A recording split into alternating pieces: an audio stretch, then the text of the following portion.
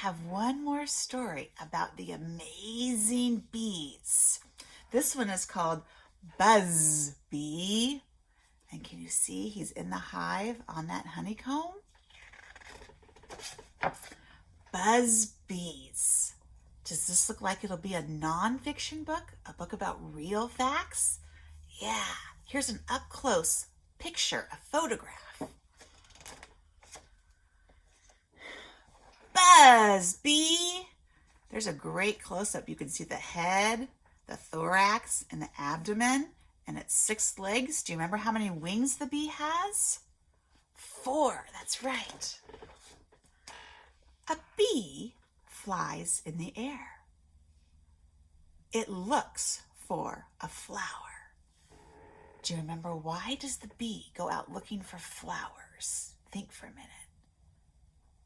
Right, to find pollen and suck out that nectar.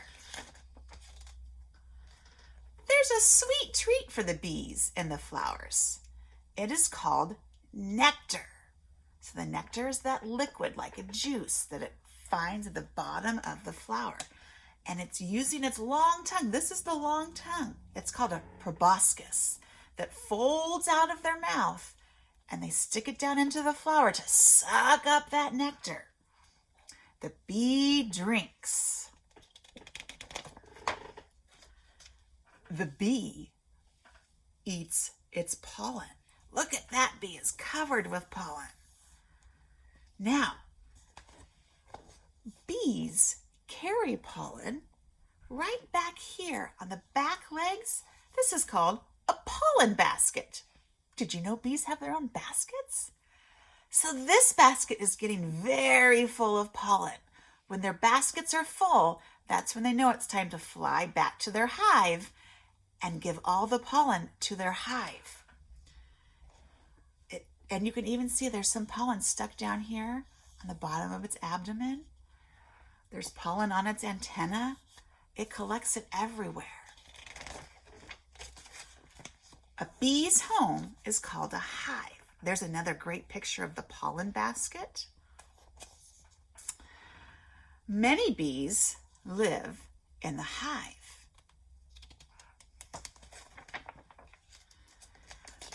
Bees put the pollen they collected, there's the pollen basket, and they put it into the honeycomb cells.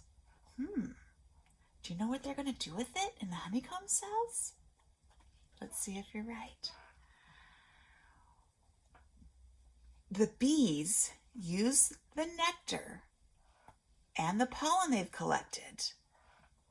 They mix it together in those honeycombs, and it becomes honey. Once the nectar becomes honey, bees put it in the honeycomb.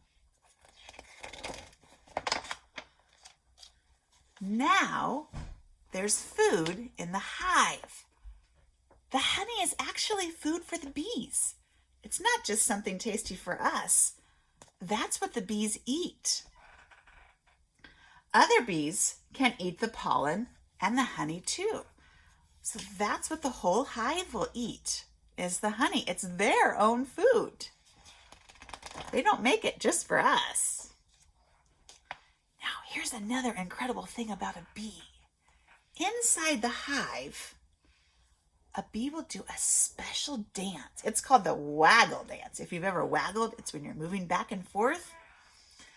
This is how the bees talk to each other, through dance. Aren't bees smart? This dance tells the other bees where to go to find the nectar. The bee will move his abdomen from side to side, which is called the waggle dance.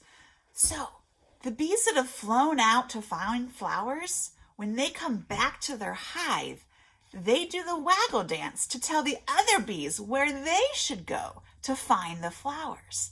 That's how bees talk to each other. So then those bees will fly out of the hive and they will go look for the nectar. They use the dance to find exactly the right flower. Oh, and look, you can see the pollen baskets are getting full.